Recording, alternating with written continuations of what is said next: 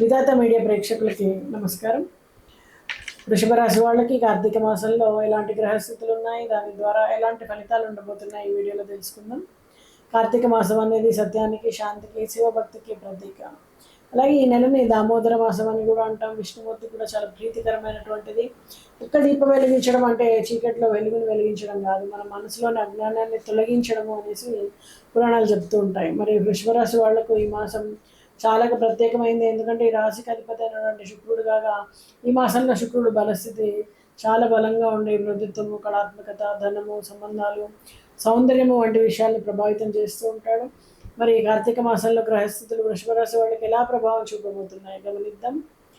గ్రహస్థితుల్ని చూస్తే సూర్యుడు తులారాశిలో 6వ స్థానంలో ఉన్నందున ఆరోగ్యపరంగా కొంచెం జాగ్రత్త అవసరం, కానీ పనుల్లో క్రమశిక్షణను పెంచుతాడు. చంద్రుడు వృషభ రాశిలో పౌర్ణమి సమయంలో సంచరించే అవకాశం ఉంది. భావోద్వేగాలు, ఆకాంక్షలు పెరుగుతాయి. అలాగే గురువు వృషభ రాశిని ప్రభావితం చేస్తూ జ్ఞానం, సన్మానం, ఆత్మవిశ్వాసాన్ని పెంచుతాడు. మరి శని కుంభరాశిలో దశమ స్థానంలో ఉండడం వల్ల కెరీర్లో మార్పులు, కొత్త బాధ్యతల్ని తీసుకొస్తాడు. శుక్రుడు సింహరాశిలో ఉన్నందువలన గౌరవము, సౌందర్యము, కళాత్మకత కలిగిస్తాడు, కానీ వృధా ఖర్చుల్ని కూడా ఇచ్చేటువంటి అవకాశం ఉంది.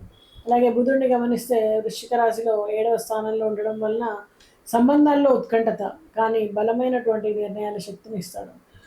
రాహువు మేషరాశిలో ఉన్నందున గోప్యమైనటువంటి భయాలు, ఆలోచనల్లో ఆందోళనలు తీసుకొని వస్తాడు. అలాగే కేతు తులారాశిలో ఉండి రోజువారీ పనుల్లో ఆటంకాలు కలిగిస్తూ ఉంటాడు. ఆధ్యాత్మికతను పెంచేటువంటి అవకాశం ఉంటుంది.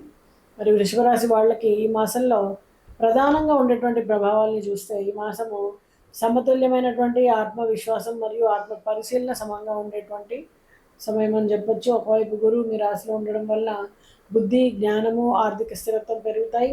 మరోవైపు రాహు కేతువుల ప్రభావం వలన అయోమయం, అంతర్మదనం కూడా జరగడానికి ఆస్కారం ఉంటుంది. అయితే ఇది సానుకూల దిశగా మలుచుకోవడమే మీ చేతిలో ఉంటుంది.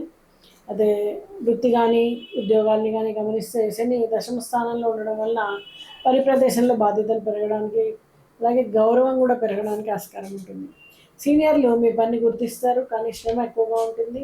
ఉద్యోగ మార్పు అనేది ఆలోచిస్తున్న వాళ్ళకి ఈ మాసం ద్వితీయార్థం చాలా బాగుంటుంది. వ్యాపారవేత్తలకు కొత్త ఒప్పందాలు, కొత్త కస్టమర్లు రావచ్చు. కుజుడు వృశ్చికంలో ఉండడం వలన భాగస్వామ్యంతో చిన్న చిన్న ఉద్రిక్తతలు రావడానికి ఆస్కారం ఉంటుంది.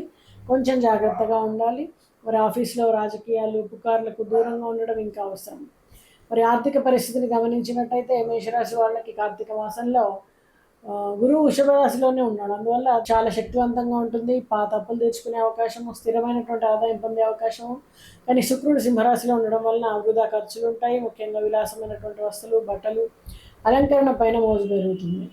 అలాగే ధన లావాదేవీల్లో కొంచెం జాగ్రత్తగా ఉండండి. అలాగే వృషభరాశి వాళ్ళు ధనానికి సంబంధించినటువంటి లావాదేవీల్లో కొంచెం జాగ్రత్తగా ఉండాలి. పెట్టుబడులు మాత్రం శుభప్రదంగా ఉంటాయి. దానం కానీ, దీపదానం కానీ ఈ సమయంలో చేయడం ద్వారా ధనం పరంగా స్థిరత్వం పెరుగుతుంది.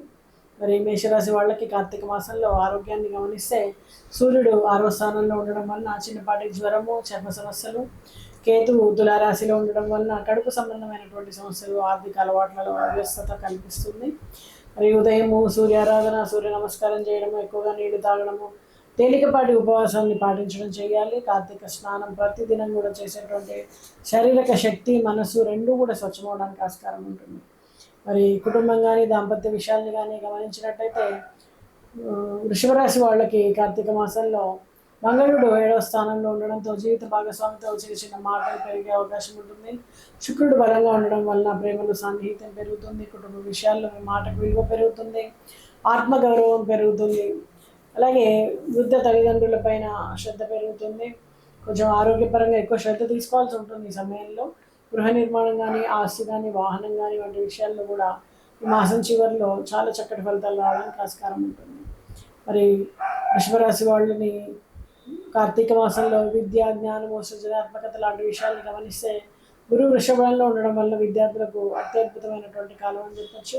జ్ఞాపకశక్తి, ఏకాగ్రత పెరుగుతాయి. కళల్లో, సాహిత్యంలో, సంగీతంలో ఉన్న వాళ్ళకి కొత్త అవకాశాలు వస్తాయి. కానీ సోషల్ మీడియా వ్యసనం తగ్గించుకోవాల్సి ఉంటుంది.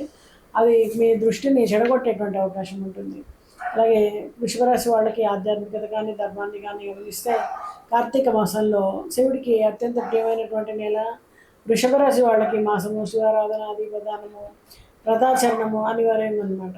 తప్పకుండా చేయాల్సి ఉంటుంది. మీరు ప్రతి సోమవారం కనుక లింగాభిషేకం చేస్తే రాహుకేతు దోషాలు కూడా తగ్గిపోతాయి. ఉదయాన్నే తులసి చెట్టు దగ్గర దీపం పెట్టడము, నమ శివాయాన్ని జపం చేయడము, పౌర్ణమి రోజున శివపార్వతుల కళ్యాణం చేయడము, అలాగే వీటన్నిటి వలన కూడా దాంపత్య సుఖం పెరుగుతుంది. కార్తీక దీపోత్సవం రోజున గంగాజలంతో స్నానం చేసి దీపదానం చేసేటువంటి పునర్జన్మ పాపాలు, పూర్వజన్మ పాపాలన్నీ కూడా నశించిపోయి చక్కటి ఫలితాలు వస్తాయి. మరి ఎలాంటి ఆటంకాలు రావడానికి ఆస్కారం ఉంది వృషభ రాశి వాళ్ళకి కార్తీక మాసంలో? రాహు ప్రభావం వలన ఆందోళన, అనిశ్చితి, భయాలు పెరగడం, కుజుడి వలన 7వ స్థానంలో ఉండడం వలన కోపము, దృఢమైనటువంటి మాటల వలన తగ్గగలరు. అలాగే సూర్యుడు 6వ స్థానంలో ఉండడం వలన ఆరోగ్య సమస్యలు, శుక్రుడు సింహరాశిలో ఉండడం వలన వ్యయాలు ఎక్కువగా ఉండడం, కేతు ప్రభావము కొంత నిరాసక్తతని, అలసటని, ఏకాగ్రత లోపాన్ని ఇస్తాయన్నమాట.